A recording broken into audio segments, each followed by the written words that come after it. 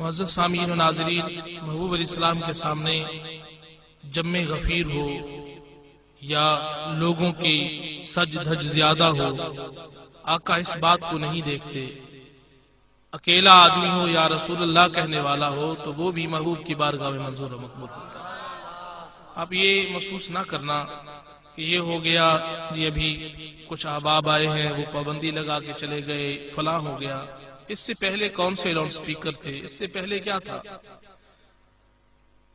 جن کا تذکرہ ابھی ہو رہا تھا نعت شریف کے اندر کہ حضرت بلال رضی اللہ تعالیٰ عنہ مؤذن رسول تھے، کہاں کھڑے ہو کے وہ اذان دیا کرتے تھے۔ رب کی بارگاہ میں یہ معاملہ زیادہ منظور و مقبول ہے، تو آپ اس سے پریشان نہ ہونا۔ اور میں نے محبوب علیہ السلام کی حدیث مبارکہ پڑھی، آقا نے ارشاد فرمایا ایک وقت آئے گا شریعت مطہرہ پہ عمل کرنا اس طرح ہو جائے گا کہ فرمایا جس طرح انگارہ اٹھا کے ہتھیلی پہ رکھنا ہے۔ اور وہ وقت آج ہم سب کے سامنے ہے کہ شاید کہ پورے چک میں سے یا پورے علاقے میں سے یہ پہلی محفل ہو جس کے اندر کہ شادی کی محفل اور اس کے اندر محبوب علیہ السلام کا ذکر خیر، یہ کسی کو یہ مقام نصیب ہوتا ہے، ہر نہ دولہے کو نصیب ہوتا ہے نہ ہر گھر کو نصیب ہوتا ہے۔ یہ نہ جانے کون سی ایسا معاملہ محبوب علیہ السلام کی بارگاہ میں منظور و مقبول تھا آپ کا کہ یہ سبب بنا۔ نیکی کے کام ایسے نہیں ہوتے میرے دوست، شیطانی چرخہ اس سے زیادہ تیز چل رہا ہے، لیکن یہ ماں باپ مبارکباد کے مستحق ہے، وہ بھائی مبارکباد کے مستحق ہے، اور وہ دولہا مبارکباد کا مستحق ہے جنہوں نے آقا کے محفل میلاد سجا کے ان سب برائیوں کو دور کیا۔ جانتے ہیں کہ گانا بجانا یہ کتنی برائیوں کو لاتا ہے۔ میرے آقا کی حدیث ہے، غنا کے لفظ آتے ہیں، فرمایا ينبت النفاق، آقا نے ارشاد فرمایا یہ گانا تو وہ ہے فرمایا انسان کے دل میں منافقت پیدا کرتا ہے۔ آج ہم سرنگیوں کو گانے بجانے کو بڑی ترجیح دیتے ہیں، جہاں گانا بجانا ہو رہا ہو، جی شادی ہوئی تو یہ ہوئی ہے، برسی ہے شادی تو یہ برسی ہے، جی خوشیاں واقعی ملی ہیں، واقعی پتا چلا ہے۔ میرا دوست پتہ نہیں کتنے دل اس ٹائم مردہ ہو چکے ہوتے ہیں، کتنے ایمان ان جانوں سے نکل چکے ہوتے ہیں، کتنے سارے ایسے اس علاقے کو نقصان پہنچ چکے ہوتے ہیں، وقتی طور پہ محسوس نہیں ہوتا لیکن ہر چیز کا وبال ضرور ہوتا ہے۔ سن 2005 میں غالباً نہیں حالات پڑے تھے تو نے بالا کوٹ کے، نہیں حالات پڑے تھے تو نے کشمیر کے، کیا معاملہ تھا؟ اس کی ریزن حقیقت کیا تھی؟ کیا وجہ تھی جس وجہ سے وہاں زلزلے اللہ کا عذاب آیا تھا؟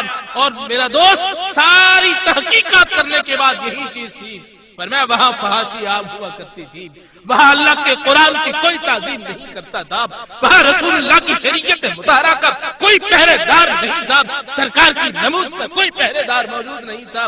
جب انہوں نے ایسے معاملے کو شروع کر دیا تو پھر حشر کیا ہوا؟ فرمایا 3 منزل بلڈنگیں بھی فرمایا کہ وہ اتنی زمین میں دھنس چکی تھی کہ آدمی وہاں کھڑے ہو کے منظر دیکھ رہے تھے۔ دوسرے آدمی نے بتایا دیکھا سنا تھا تو نے دیکھا تھا، یہ وہ کون سی جگہ ہے؟ بتایا کہ بھائی مجھے علم نہیں کون سی جگہ ہے، بھائی فلاں شخص کی 3 منزل بلڈنگ ہے جس کے کناروں پہ تو آج کھڑا ہے۔ میرا دوست تو کیا سوچ رہا ہے؟ اس محفل کو مایوب سوچ رہا ہے؟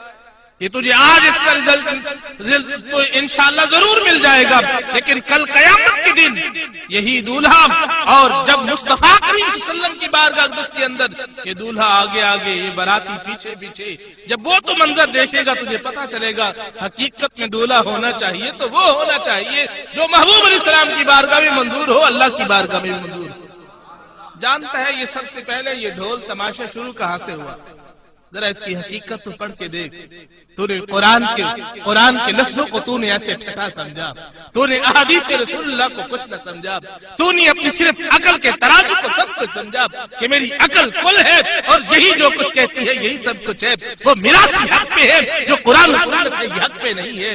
سارا دن میراثی گانے بجانے چلاتا رہے، اس پہ کوئی پابندی نہیں ہے، اور چھوٹا سا معاملہ آ گیا، قرآن و سنت کا معاملہ آ گیا ہے، اس پہ بڑی پابندیاں آ رہی ہیں، بہت بڑے قانون عائد ہو رہے ہیں۔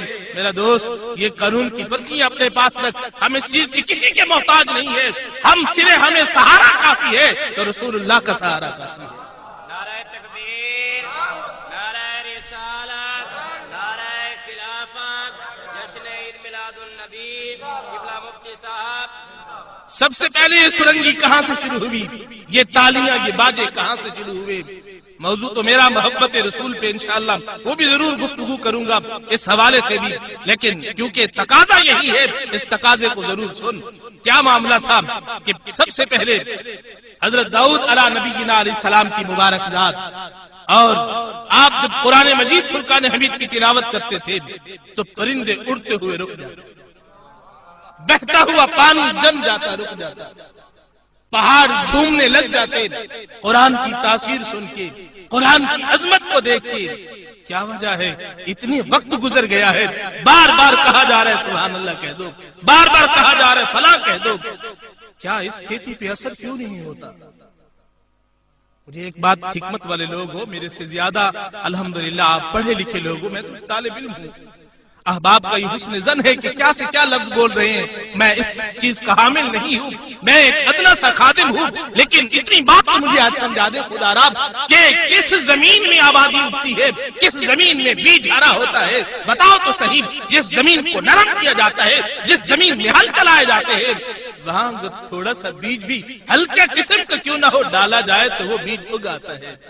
لیکن بنجر زمین ہو، اور قرآن نے بھی زمین کے 3 حصے بیان کیے ہیں، فرمایا ایک زمین کا وہ حصہ ہوتا ہے، فرمایا پانی اللہ کی جانب سے برستا ہے، بارش برستی ہے، لیکن فرمایا پانی آتا ہے اس چکنے پتھر پہ پڑتا ہے، پھر فرمایا کہ وہ صاف ہو جاتا ہے، پانی کی بوند تک پتھر پہ موجود نہیں ہوتی۔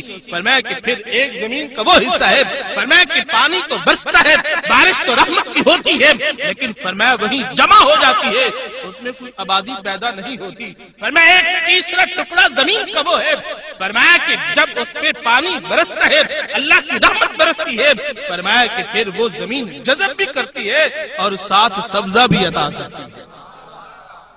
محبوب علیہ السلام نے یہ 3 مشابہت 3 ٹکڑوں کی پہلی کافر کے ساتھ آقا نے ارشاد فرمائی، فرمایا وہ کافر کا دل ہے، فرمایا کہ جتنا قرآن کی بارش ہوتی رہے، احادیث کی بارش ہوتی رہے، 1 لاکھ کم و بیش 24,000 ایک پیغمبر سے بھی کام چل سکتا تھا، بغیر پیغمبر کے بھی اللہ کی توحید بیان ہو سکتی۔ حکمت کو سوچا ہے کیا وجہ تھی؟ 1 لاکھ کم و بیش 24,000 پیغمبر کیوں آئے؟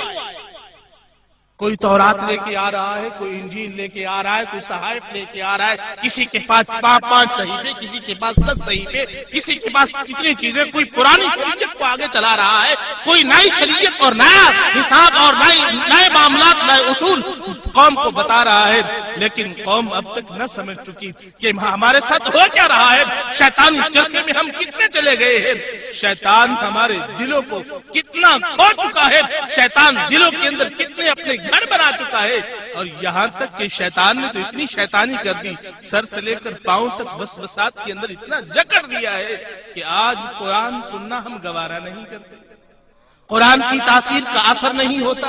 مجھے بتا پھر یہ زمین کس درجے میں ہوگی؟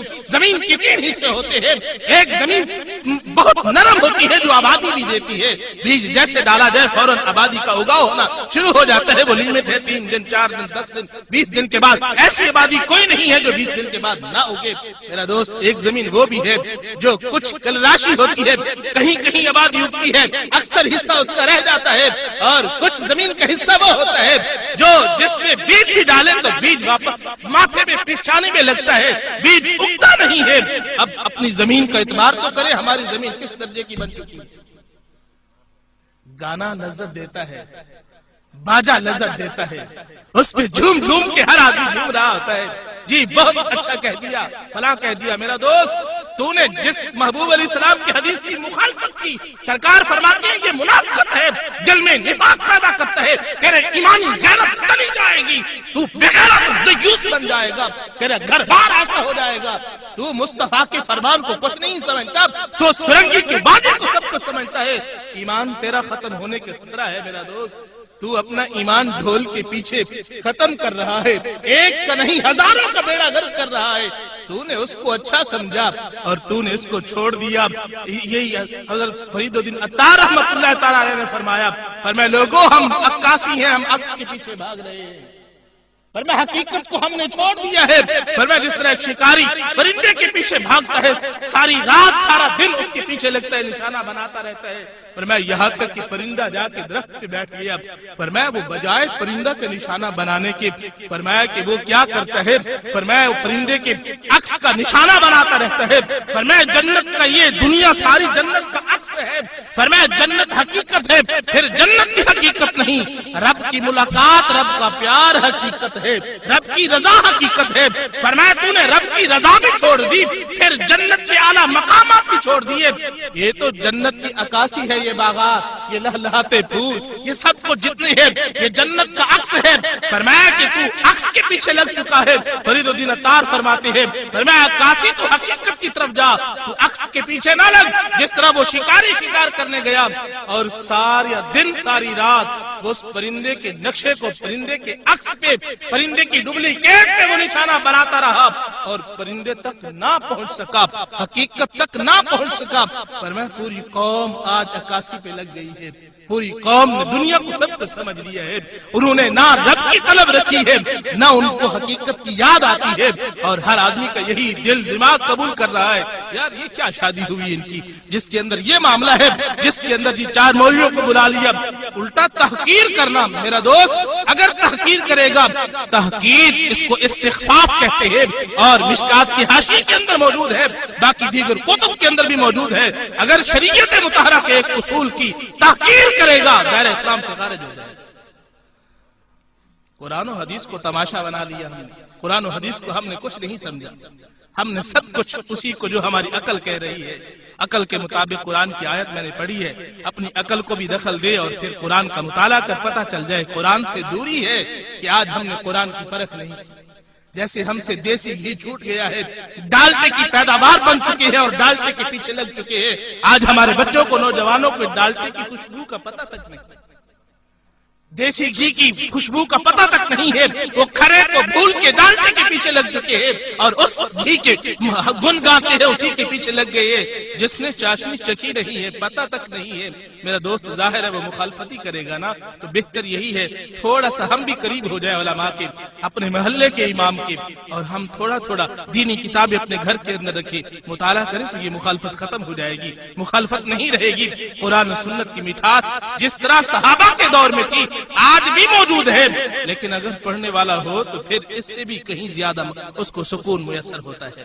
معزز سامعین ناظرین, حضرت داؤد علیہ نبی علیہ السلام نے جب تلاوت فرماتے تو پھر یہ عالم ہوتا.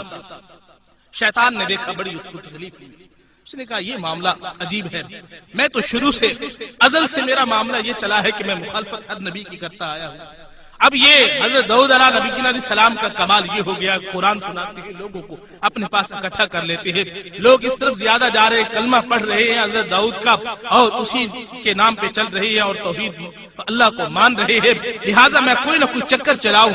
اس شیطان نے ایک ڈھول بنا لیا اور اس نے ایک پہاڑ پہ بیٹھ گیا, بیٹھ کے وہاں وہ بجانا شروع کر دیا.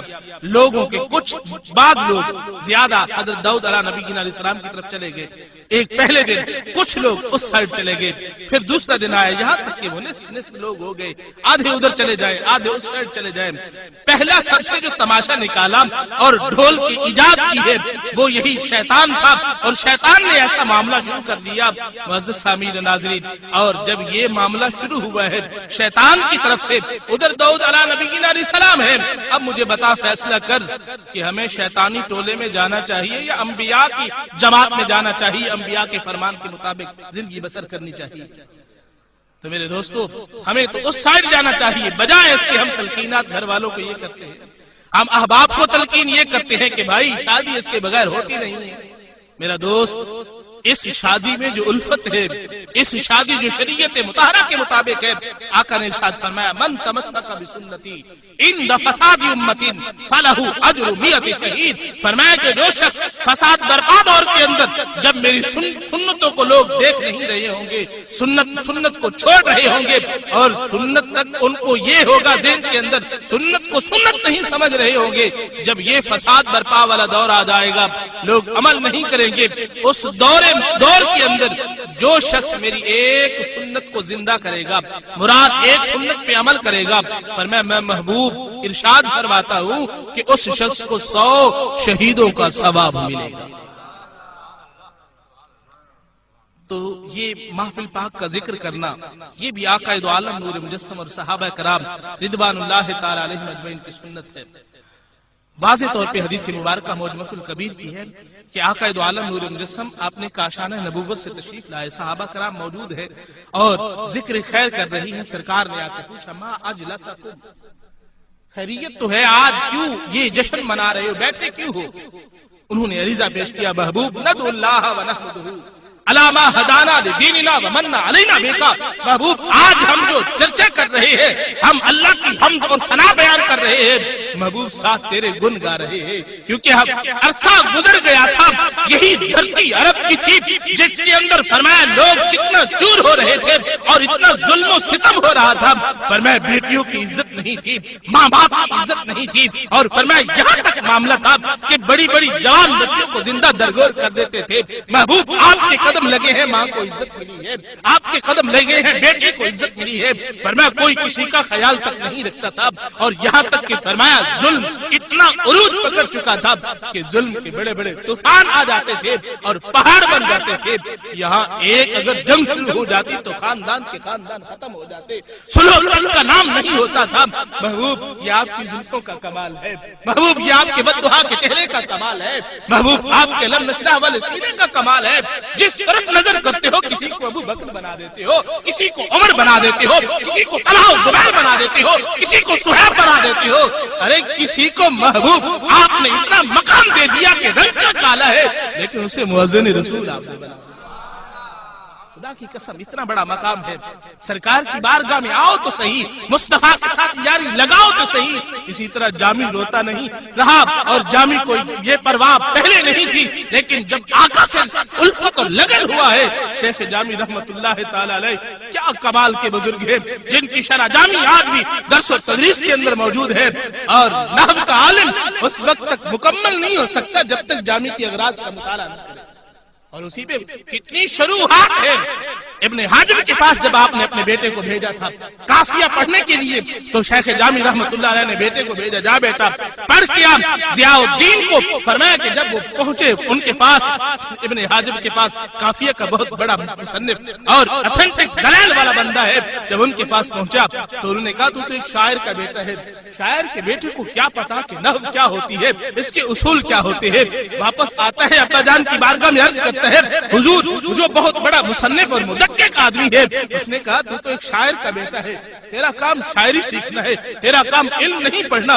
جب اتنی بات کرتے ہیں تو آپ نے فرمایا اچھا بیٹا، چند دن ہی گزرے آپ نے اسی قافیہ کی شرح ہے، شرح جامی لکھ کی پوری اتنی بڑی قافیہ اتنی موٹی ہے، شرح جامی بہت بڑی حجم والی کتاب ہے، پوری کی پوری مرفوعات منصوبات مجرورات سارے کے سارے اور حاصل محصول کی بات مقدمہ مکمل طور پہ۔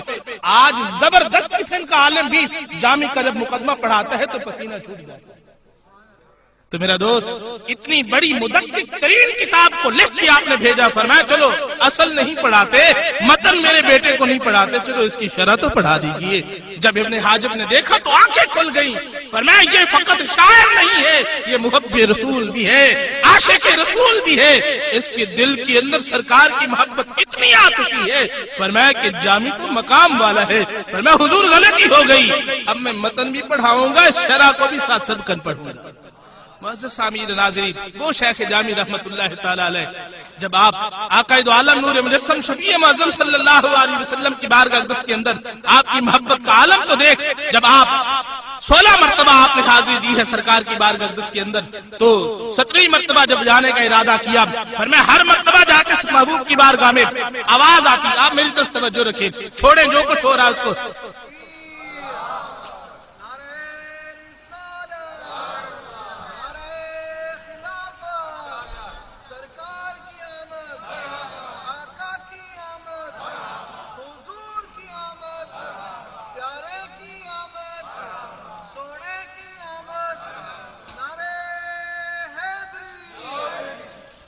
تو فرمایا کہ ہر دفعہ جب حاضری ہوتی جامی سرکار کی تو ہر دفعہ آواز آتی روضہ رسول سے، محبت کے تقاضے تو دیکھ، تیری اور میری محبت بھی ہے کہ محبوب کی محبت میں ہم داڑھی نہیں لگا سکتے، محبوب کی محبت میں ہم نماز نہیں پڑھ سکتے، اور مانگنے کی باری آئے تو اللہ سرکار کے صدقے سے مجھے اتنا رزق عطا کر دے، میرے بیٹے کی فلاں جگہ پہ نوکری لگ جائے۔ دنیا کمانے کے چکر میں بڑی دعائیں، بڑا نظام ہے ہمارا۔ میرا دوست، تو خدا کی عبادت سے جب منہ موڑے گا، اللہ اس کے رسول سے پیار نہیں کرے گا، وہ رزق بند تیرا نہیں کرتا، رزق تجھے عطا ہوگا۔ لیکن محبوب علیہ السلام ہر روز آقا کی بارگاہ میں ہر امتی کی خبر پہنچتی ہے، اس کے اعمال پیش کیے جاتے ہیں محبوب کی مبارک حدیث۔ اور یہاں تک پڑھا میں نے کہ اچھے اعمال پہنچ جائے تو آقا خوش ہوتے ہیں، اگر برے اعمال پہنچ جائے تو میرے آقا کے آنسو مبارک بہنا شروع ہو جائے۔ تو اب تک نہیں رکا محبوب کا دل دکھانے سے، اب تک ہمیں خیال تک نہ آیا، اگر ہمارا باپ بار بار ہم سے کڑے، اس کے آنسو روزانہ نکلے، کیا دل گوارا کرے گا کہ باپ کا بار بار دل دکھایا جائے؟ پھر تو ایسے تقریب پہ تو ڈھول بجوائے، ایسی تقریب کو تو خوشی منائے، اور ایسی سرنگیاں باجوں کو تو ترجیح دے۔ خدا کی قسم محبوب کے دل پہ کیا گزرتا ہوگا؟ کلمہ میرا پڑھے، لا الہ الا اللہ محمد رسول اللہ، یہ کہے اسی زبان سے، اور پھر یہ ساتھ ساتھ یہ معاملات بھی کرے، تو آقا کے دل پہ یہ اعمال تو روزانہ جاتے ہیں۔ آج کی گھڑی مبارک گھڑی ہے، وہ ماں باپ، وہ بھائی، وہ احباب، وہ بہنیں، وہ خاتونیں، وہ دولہا، سارے کے سارے مبارکباد کے مستحق ہے کہ آقا کی بارگاہ میں اعمال اچھے پیش ہو رہے ہیں۔ معزز سامعین ناظرین، ہر دفعہ آواز آتی خوش روی و جامی کے باز آئی، جامی خوش رہنا پھر بھی آنا، پھر دوسری مرتبہ جاتے تو آواز آتی روزہ رسول سے، ابھی جامی قریب ہوتے روزہ رسول کے، آواز آتی خوش روی و جامی کے باز آئی، جامی خوش رہنا۔ جسے آقا خوش کہہ دے تو پوری کائنات اس کے لیے خوش ہو جائے۔ تو ادھر تھپکیاں دیتا ہے، شاباش دیتا ہے، آقا کے اتنے پیارے لفظ ہیں، فرمایا خوش روی و جامی کے بعد آئی، جامعہ خوش رہنا، پھر بھی در رسول پہ حاضر ہونا۔ حضرت جامی شیخ جامی رحمت اللہ علیہ آپ مفسرین فرماتے ہیں، محققین فرماتے ہیں، فرمایا کم از کم آپ 16 مرتبہ گئے، 17ویں مرتبہ جب آپ جانے کا ارادہ فرمایا اور 16 مرتبہ جب آپ نے حاضری دی تو وہیں آواز آئی خوش روی و جامی، اتنے لفظ باز آئی کے لفظ نہ آئے۔ جامی سرکار کے دل میں بات کھٹک، رونا شروع ہو گئے کہ کہیں میری اجل کا وقت، موت کا وقت تو نہیں آ گیا۔ سرکار نے اتنا فرمایا خوش رہنا، یہ نہیں فرمایا باز آئی پھر بھی آنا۔ لگتا یہ ہے کہ میری میعاد مقرر ہو چکی تھی وہ پوری ہو گئی ہے، میری زندگی ختم ہونے والی ہے، میری زندگی کی شام ہونے والی ہے۔ جامی تڑپتا ہے، روتا ہے، فرمایا کہ آقا نے باز ہی نہیں فرمایا، اس میں کوئی نہ کوئی حکمت ہے۔ روتے ہوئے آپ گھر کو واپس آتے ہیں، پھر جیسے عشق کی بات کر رہے تھے میرے بھائی مکرم و محترم نعت کے اندر بڑا سوز ہے، اللہ پاک انہیں شریعت مطہرہ کا کاربند بنائے، اور یقیناً دل سے ان کی نعت کو سنتے ہیں، اور حقیقتاً اللہ تعالیٰ نے ایسی تاثیر رکھی ہے کہ خود بخود آقا کی الفت اور محبت یاد آ جاتی ہے۔ اللہ پاک ان کی عمر میں علم میں برکت عطا فرمائے، اور انہیں اللہ پاک عالم دین بنائے۔ میری شروع سے خواہش تھی، جب سے میں نے ان کی نعت سنی، اور خواہش تھی بلکہ دعوت بھی پیش کی کہ اگر کاش کہ آپ عالم بن جائیں تو اس سے بھی 4 چاند اور لگ جائیں گے۔ تو اللہ تعالیٰ مزید اس محفل کے صدقے سے ان پہ کرم خصوصی رحمت فرمائے۔ اللہ فرماتا ہے کہ محبوب علیہ السلام حدیث قدسی ہے کہ من یرید اللہ بہ خیر یفقہہ فی الدین، فرمایا اللہ جس کے ساتھ بھلا کرتا ہے تو اسے کیا کر دیتا ہے؟ چودھری بنا دیتا ہے، اسے ایم پی ایم این اے بنا دیتا ہے، اسے بریگیڈیئر بنا دیتا ہے، اسے کیا کوئی ایسا مقام دے دیتا ہے؟ نہ، ورنہ اسے میں محبوب کا دین سکھا دیتا ہوں، اپنی شریعت کا عالم بنا دیتا ہوں، اپنی معرفت کا منبع و محور بنا دیتا ہوں اسے، پر میں یہ میرا بھلا ہے۔ تو 10,000 دے کے آئے دن اس کے دروازے پہ تیرے ساتھ بھلا کیا تھا، پر میں رب کا بھلا تو دیکھ، علوم کے خزانے اٹھا کے اس کے سینے میں رکھ دیتا۔ تو میرا دوست ایسے علوم پڑھنے والا، یہ سارے کے سارے علوم تیرے ہیٹ ہیں۔ تو نے ابھی قرآن و سنت کو پھر یا مطالعہ نہیں کیا یا بیٹھا نہیں ہے۔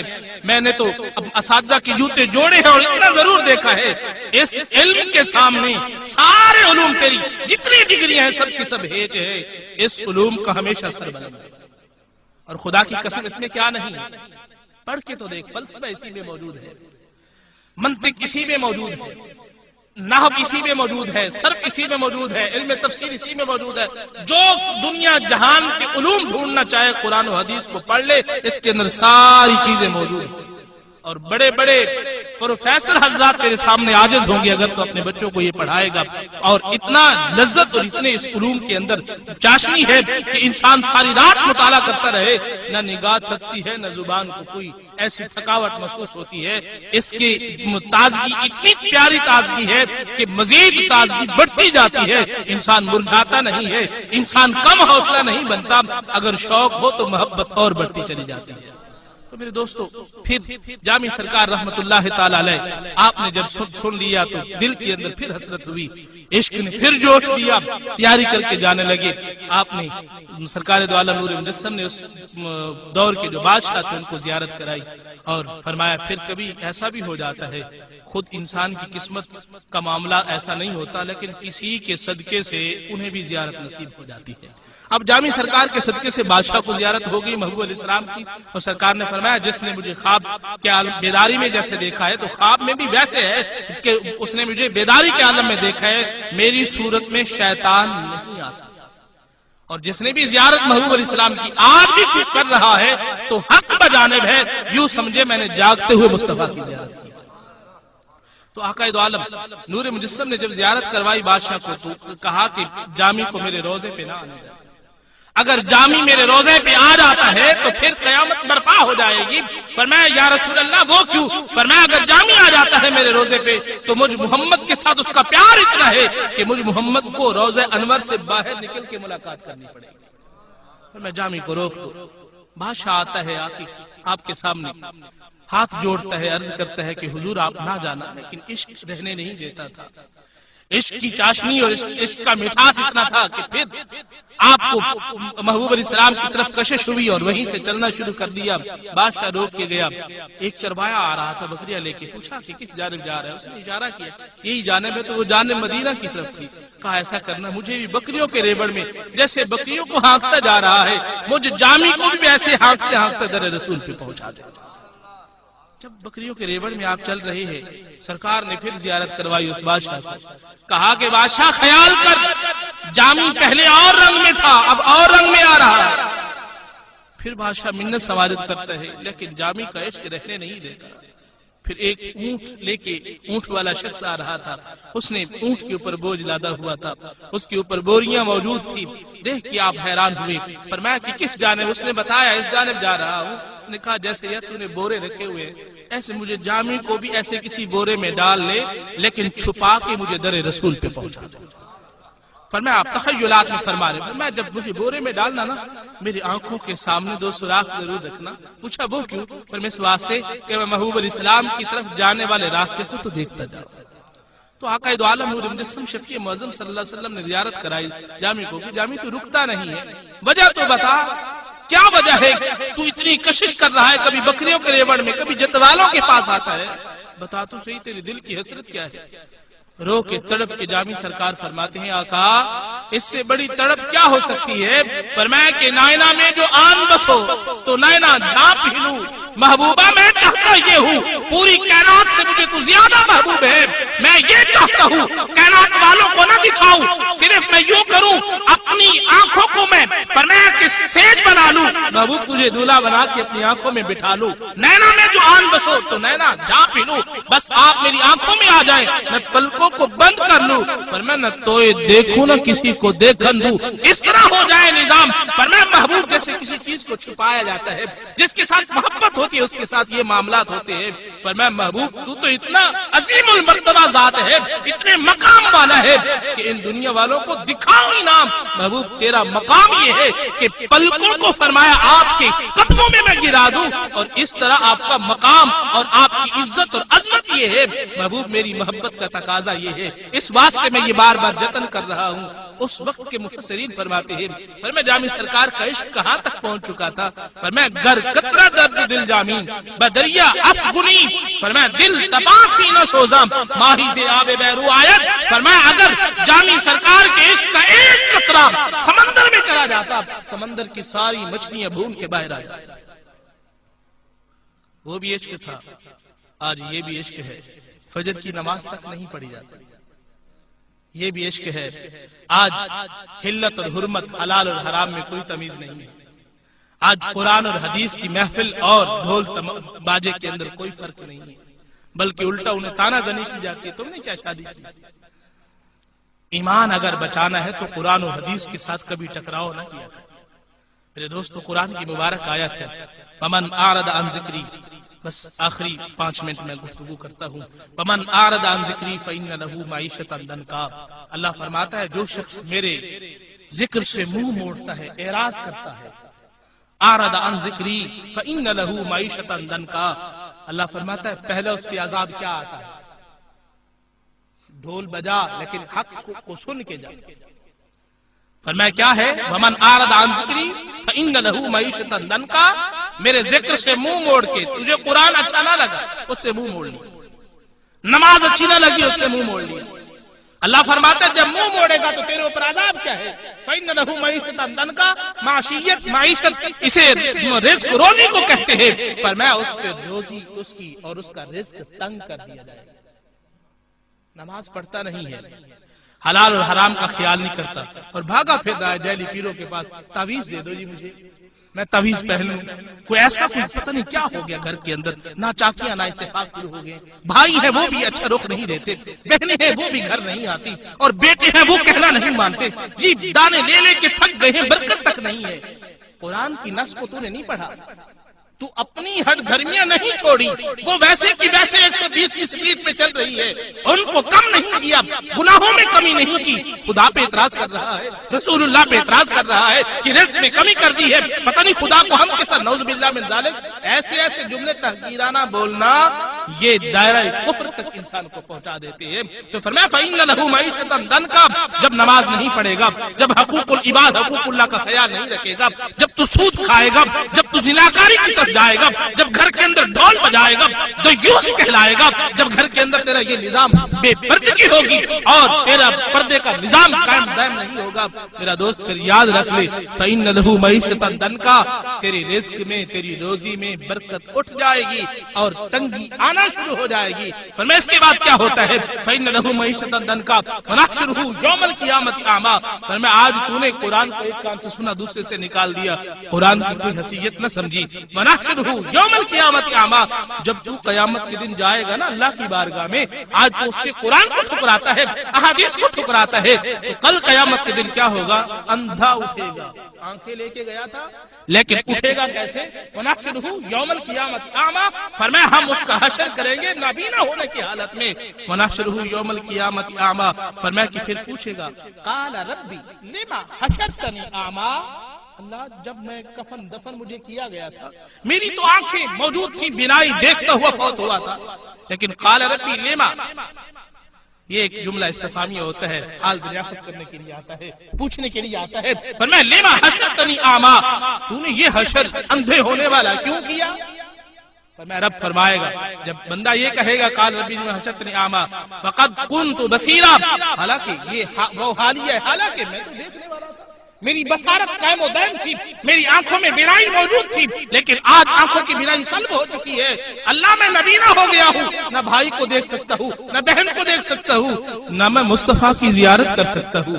اللہ فرمائے گا جب مصطفیٰ کی تبلیغ تیرے تک پہنچی تھی، قرآن و سنت آیا تھا، فرمایا تو اس وقت کیا کرتا تھا؟ منہ موڑتا تھا، تو دور بھاگتا تھا، تو میرے قرآن کی عزت نہیں کرتا تھا، رسول اللہ کی حدیث کو تو عام سمجھتا تھا، امنے کا حکم تو سر آنکھوں پہ رکھتا تھا، چودھری کی بات کو تو ترجیح دیتا تھا، وڈیروں کی بات کو، ان کی سب چیز کو مانتا تھا، انہوں نے کہا ایسا کرنا ہے ویسا کر رہا ہے۔ بتا وڈیرے کی طاقت زیادہ ہے، خدا کی طاقت زیادہ ہے، MPA کی طاقت زیادہ ہے، خدا کی طاقت زیادہ ہے، پھر کیوں ڈر رہا ہے؟ کیوں لرز رہا ہے؟ تو عبادت ریاضت کی طرف کیوں نہیں آتا؟ کیا تجھے یہ چودھری زیادہ رزق دینے والا ہے یا خدا کی ذات زیادہ رزق دینے والا ہے؟ یہ یقین جب سے کھوکھلے ہوئے ہم نے خدا تعالیٰ کی ذات پہ یقین نہیں کیا، اس وقت سے ہم بھکاری بنے، ورنہ مصطفیٰ کے در کا غلام ہو اور اتنا وہ حالات کے اندر ڈوب کے اپنے آپ کو بیچارہ کہتا پھر، ایسا نہیں ہے تاریخ کے اندر۔ جب جتنے بھی گداگر بنے ہیں اور جتنے بھی مصطفیٰ کے در سے خیرات ملتی رہی ہے، سرکار کے در سے کبھی دور ہوئے ہی نہیں۔ داتا علی حجویری کو کہاں سے خیرات ملی؟ بابا فرید الدین کو کہاں سے خیرات ملی؟ یہ ساری کی سارے خیرات ہیں. ایک یہ الگ ٹاپک ہے میرا دوست. تو گفتگو کر رہا تھا, فرمایا قال ربی لما حشرتنی اعمی وقد كنت بصیرا. تو اللہ فرمائے گا قال كذلك اتتك آیاتنا.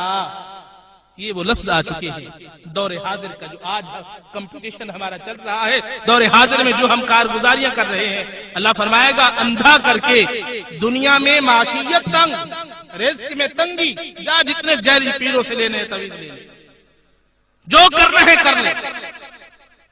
جب خدا تعالیٰ رزق تیرا تنگ کر دے گا تو پھر ایسا معاملہ نہیں ہوگا. تو فرمایا کہ پھر اللہ فرمائے گا کالا کذالک اتتک آیاتنا. اچھا میرے بندے, تو یہ تو میرے پاس شکایت لے کے آ گیا ہے کہ اللہ میری آنکھیں تھی, تو نے آنکھیں سلب کر لی, بینائی ختم کر دی, اندھا اٹھا دیا ہے, دوسرا ہماری معاشیت کو تنگ کر دیا تھا. اللہ فرمائے گا بتا تیرے پاس میری آیات پڑھی جاتی تھی, کوئی عالم آتا تھا تجھے سناتا تھا, قرآن تیرے گھر میں موجود تھا, عقل تیری یہ کام کرتی تھی کہ یہ قرآن مجید فرقان حمید ہے. قال كذلك اتتك آیاتنا, کیا تیرے پاس میری آیات مبارکہ آئی تھی؟ فرمایا اللہ آئی تھی. قال كذلك اتتك آیاتنا فنسیتها. فرمایا پھر تو نے کیا کیا؟ سنا عمل کیا نہیں, جی بھلا دیا.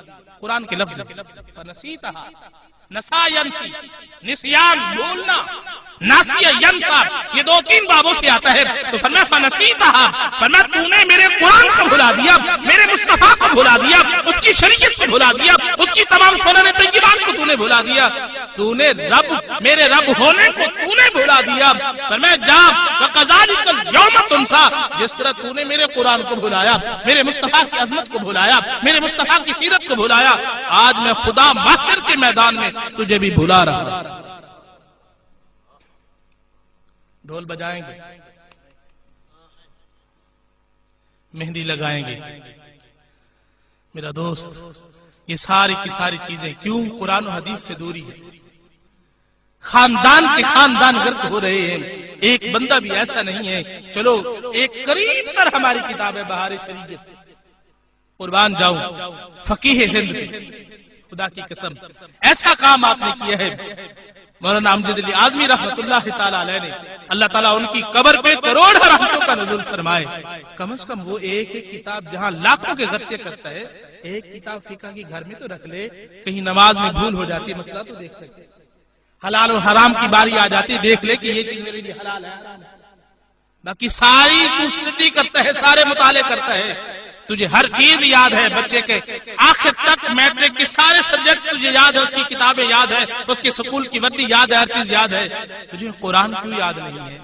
احادیث کیوں یاد نہیں ہے؟ کم از کم اتنا تو ہو ہر آدمی پہ طلب العلم فریضۃ علی کل مسلم. یہ صرف دیواروں تک چاکنگ کا نام نہیں ہے. آج سکول والوں نے بھی یہی کیا, طلب العلم فریضۃ علی کل مسلم لکھ دیا اور وہیں تک محدود کر دیا. دوست احباب بھی پڑھتے ہیں وہیں تک. شاید کہ فزکس کیمسٹری کا نام طلب العلم فریضۃ علی کل مسلم ہے, نہیں ہے میرا دوست. کس بات کا نام ہے؟ قرآن و سنت کا نام طلب العلم فریضۃ علی کل مسلم ہے. اگر تو یہ فریضہ ہر مسلمان پہ لازم ہے, اتنا علم ضرور ہو. ورنہ یہ بات زیادہ مشہور ہے کہ عالم کو 2 گناہ ہوں گے. جی جو نہیں جانتا ہم تو جی یہ تو عالم ہے, جاننے کے باوجود اس نے یہ جھوٹ بول دیا, جی یہ کام کر دیا, لہذا دیکھو جو علم پڑھ کے پھر کرنے سے 2 گناہ ہے. جو ہمارے جاہلانہ رسم اور جاہلانہ بات ہو رہی ہے میرا دوست, ایسا نہیں ہے.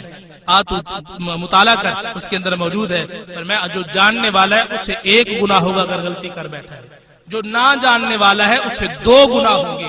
کیوں 2 ہوں گے؟ پر میں ایک اس وجہ سے کہ اس پہ علم لازم تھا لیکن اس نے سیکھا نہیں, اگر سیکھ لیتا بن جاتا.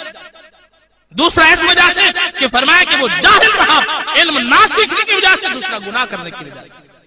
2 وجہ سے اسے 2 گناہ ہوں گے جاہل کو. آج جاہل بڑی جلدی سے, جی میں ہم تو ان پڑھ ہیں, ہم نے تو جی کچھ سیکھا نہیں, اس وجہ سے لہٰذا ہم ماورا ہے. میرا دوست کوئی ماورا نہیں ہے, سب پہ یہ علم فرض ہے. کم از کم طلاق کے نکاح کے مسائل تو آنے چاہیے. کیا ہمارا نکاح ہو رہا ہے, ولیمہ کر رہے ہیں, بہت بڑا انتظام انسرام ہوتا ہے.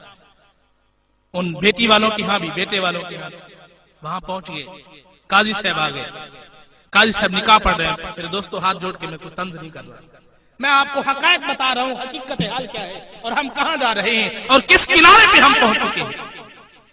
تو کیا ہوا, جب وہاں پہنچ گئے قاضی صاحب آ گئے, بات چیت شروع ہو گئی. جی بھی بعض جگہ پہ شرائط ہوتے ہیں، شرائط تو ویسے ناجائز ہے، اس کے علاوہ کیا کرتے ہیں جی، بس یہ گواہ لکھا ہے جی فلاں بندہ وہ کام کہیں کر رہا ہوتا ہے، وہ دیگوں کے پاس کھڑا ہے یا پانی پلا رہا ہے جی، محمد عبداللہ کا نام لکھا ہے، عبداللہ کا نام لکھا گیا، یہ گواہ ہے، دوسرا عبد الرحمان کا نام لکھتے ہیں، اس کا لکھا گیا، دونوں کا لکھ کے اب ایجاب و قبول وہیں کر رہے ہیں، گواہ موجود نہیں، ولیمہ چل رہا، لاکھوں کا خرچہ تو نے کر دیا اس ولیمے پہ اور تیرا نکاح زنا میں بدل گیا، گواہ موجود نہیں ہے وہاں تو نکاح نہیں،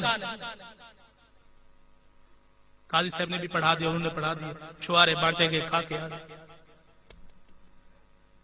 یہ اصول کس نے سمجھنے تھے؟ کس کا قصور ہے؟ میرا دوست یہ ہمارے ذمے ہیں، ہم نے سیکھنے ہیں، ہم نے بتانے ہیں، صرف مولوی ٹھیکیدار نہیں، وہ اپنی حد تک محدود ہے، ہاں تبلیغ کر دے تو تبلیغ ایک مستحب عمل ہے، اکیلی قبر اکیلا جواب، جس طرح معاملات میں اکیلا ہو جاتا ہے، کوئی سمجھانے کی بات ہو، میرا گھر میں جانوں، میرا کاروبار تو کون، ادھر تو بڑی جلدی سے تقسیم ہو جاتی ہے، دین کی باری آئے تو صرف چک کے ایک امام پہ رکھ لیا۔ میرا دوست اس کے علاوہ فرمایا کہ وہاں اگر گواہ موجود نہیں ہے تو ایجاب و قبول اگرچہ کئی مرتبہ بھی تو نے کرا دیا، نکاح نہیں ہوگا۔ دوسری بات ہمارے ہاں مشہور ہے کہ گئے بچی والے کے پاس، کوئی محرم میں سے ایک بیٹا چلا گیا، بھائی چلا گیا، صرف ایک بندہ چلا گیا، اسے جا کے قبول کرواتے ہیں۔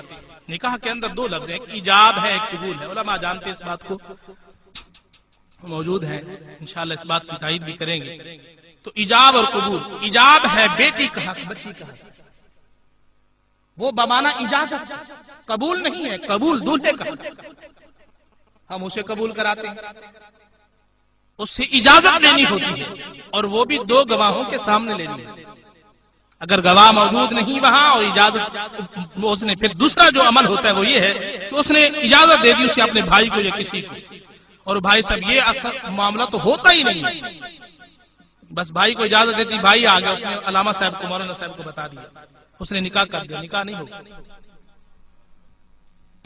وہ بھائی کیونکہ وکیل بنا ہے تو وکیل ہی ڈائریکٹ نکاح کر سکتا ہے، آگے وہ وکالت اس کو مولانا صاحب کو نہیں سونپ سکتا۔ ہاں اگر یوں ہو جائے، وہی بھائی جائے اور اس عالم دین کا یا جو قاضی پڑھانے والا نکاح اس کا نام لے، کہے اجازت ہے آپ کا نکاح فلاں کے بیٹے سے پڑھا دیں، اور فلاں قاضی صاحب ہے آپ کا نکاح پڑھا دیں اتنی مہر کے بس، وہ اجازت دے دے، خود نہ لے، اس کے نام پہ اجازت دے، آ کے بتا دے، تو پھر وہ نکاح پڑھا دے تو نکاح قائم ہے۔ لیکن دو گواہ وہاں بھی موجود ہونا ضروری ہے، یہاں مجلس کے اندر بھی موجود ہونا ضروری ہے۔ اور جو نکاح کا خطبہ ہے پوری رسومات ہوگی، آج کہو گے نئے مسئلے، نئے مولوی نئے مسئلے، نئے نہیں ہے میرے دوستو، ہاتھ جوڑ کے کہتا ہوں مسئلے کافی عرصہ دراز کے حضرت عمر پاک کے دور کے، آقا کے دور کے، لیکن کیا ہوا، ہم نے فزکس کیمسٹری کو تو پڑھا، ہم نے ڈھول باجوں کو تو سنا، اس سے ہم سننے سے آری ہو گئے تو ہمیں کیا پتا چلا۔ نکاح کا خطبہ پہلے پڑھنا سنت، ایجاب و قبول سے بھی پہلے کھڑا ہو کے نکاح خطبے میں کیا یہی سکھایا جائے۔ طلاق کی 3 قسمیں ہیں، طلاق رجی، طلاق بین، طلاق مغلظہ۔ دولہے کو پتہ ہی نہیں ہے، وہ جب اب پھر بعد میں کیا ہوتا ہے، 2 سال گزرتے 3 سال، تھوڑی سی کلیش ہوئی، اسے اتنا پتہ نہیں ہے طلاق کا کتنا بڑا گناہ ہے، وہ فوراً منہ سے بولتے طلاق طلاق طلاق۔ اس کو تو نے خالہ جی کا باڑا سمجھا ہے؟ پھر کیا ہوتا ہے، پھر اس کو توڑ جوڑ، جب دیکھا بچے رو رہے ہیں، جب دیکھا برادری میں کوئی تفرقہ پڑ رہا ہے، اس وقت نہیں سوچا، اس وقت ہر دھرمی کے اندر فوراً کر دیا۔ سب سے بدترین اللہ کے نزدیک گناہ طلاق ہے۔ نکاح سنت ہے، فرض بھی ہے، واجب بھی ہے۔ میرا دوست ان مسائل کو ضرور پڑھ۔ یہ خانہ جنگی کیوں ہے گھروں کے اندر؟ آج عدلیہ اور جھوٹے وکیل کیوں بیٹھے ہیں؟ گھر کے گھر جلا رہے ہیں، گھر کے گھر برباد ہو رہے ہیں۔ یہی معاملہ ہے، ہم مسائل کو سیکھا نہیں ہے، مسائل تک پہنچے نہیں۔ اس کے بعد مہر کا معاملہ آ گیا، تو مہر کیا ہے؟ کہیں 500 چل رہی ہے، میں یہاں تک سن کے 33 روپے بھی مہر کا نظام اور 2.5 روپے تک بھی مہر کا نظام سنایا گیا ہے۔ لیکن وہ جہاں اس نے 2.5 روپے پڑھے ہیں وہ سن کو بھی پڑھ لے، تو کس سن کی بات تھی اور کس علاقے کی بات تھی؟ وہ 2.5 روپے اس وقت، وہ بھی اگر ہندوستان کی بات تھی تو وہ 10 درہم کی مقدار کے برابر تھا۔ تو محبوب علیہ السلام نے فرمایا لا مہر اقل من 10 دراہم او کما قال نبی صلی اللہ علیہ وسلم کہ کم از کم مہر جو ہے وہ بیٹی کی اس ہماری بہن کی جو حق ہے اس کا 10 درہم ہے.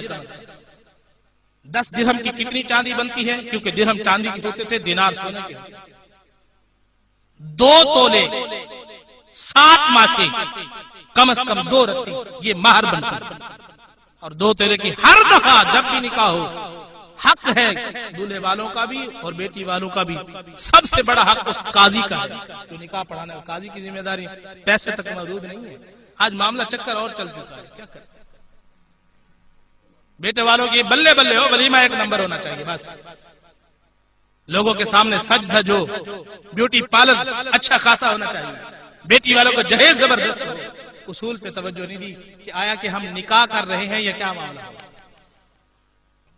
میرے دوستو جب یہ معاملہ ہوتا گیا اور قاضی صاحب کا معاملہ اللہ کرے سب کی ایک جیسی نیت ہو جائے، دعا گو ہے، کسی پہ ہم ادنی خادم ہیں، وہ سب ہم سے نیک ہے، سب ہم سے بہتر ہیں، لیکن معاملہ یہ ہے کہ جو حق گوئی ہے کم از کم وہ تو ہونی چاہیے. پر میں کہ ہر مرتبہ کیونکہ بازار کے اندر یہ جو معاملہ سونے کا ہے یا اس کا بھاؤ کبھی بڑھتا رہتا ہے کبھی کم ہوتا ہے.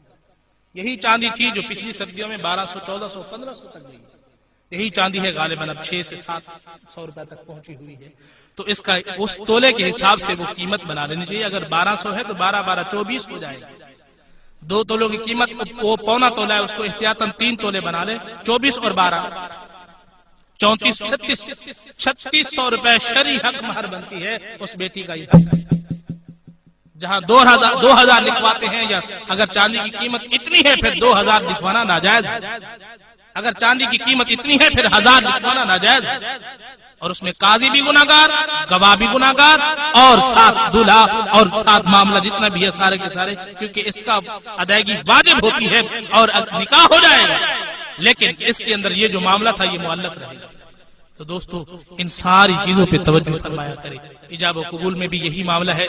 بیٹی سے اجازت لینی ہوتی ہے اتنی کہ وہ بندہ جو جائے وہ اجازت لے کے 2 بندے چلے جائیں، ایک محرم ساتھ ہے تو وہ چلا جائے تو محرم جانے چاہیے اور جا کے اسے اجازت دی جائے کہ فلاں کے بیٹے کے ساتھ آپ کا عقد کر دیں. اجازت ہے اتنی مہر کی، بس وہ سر ہلا دیں یا جس طریقے سے بھی. ایک تو یہ ہے کہ خاتونیں کھڑی ہوتی ہیں وہ سر پکڑ کے ہلاتی ہیں، ایسا نہیں، خود کو ہلائیں یا یہ ہے زبان سے کہہ دیں یا دستخط کی صورت میں ہے وہ ہو جائے تب یہ اجازت ہوتی ہے. اور جو دولہے کے پاس ہے وہاں کہ قبول کے لفظ جو ہے وہ قبول کرانے چاہیے لیکن وہ بھی 2 گواہ موجود ہو اور قاضی صاحب ایسا ہو. اور جو کلمہ طیبہ پہلے پڑھایا جاتا ہے وہ احتیاطاً پڑھایا جاتا ہے، اس کے اصول میں نہیں ہے. وہ کیوں کہ علماء نے بزرگان دین نے یہی فرمایا پتہ نہیں انسان کو ایسا جملہ زندگی میں بول بیٹھتا ہے کہ اسے پتہ نہیں ہوتا کہ میں ایمان میں رہا ہوں یا کفر میں چلا گیا. اور کچھ لمحات پہلے ایسا ہو جاتا ہے انسان سے کوئی ایسا جملہ بول بیٹھتا ہے کہ خدا تعالیٰ کی تحقیر یا اس کے انبیاء کی یا قرآن کی کر بیٹھتا ہے جس کے اندر اسے علم نہیں ہوتا میں نے کیا کیا ہے. احتیاطاً کلمہ پڑھایا جاتا ہے تاکہ نکاح جو ہو وہ حالت ایمان میں. تو دعا ہے رب العالمین ناراض نہ ہونا، سب مجھے معاف کر دینا. اللہ پاک سب پہ رحمت فرمایا. آپ لوگ بہت اچھے ہو، اتنی مجھے خوشی ہے انتہا درجے کی کہ ہاں جی الحمدللہ اللہ پاک ان پہ بھی کرم فرمائے، رحمت فرمائے.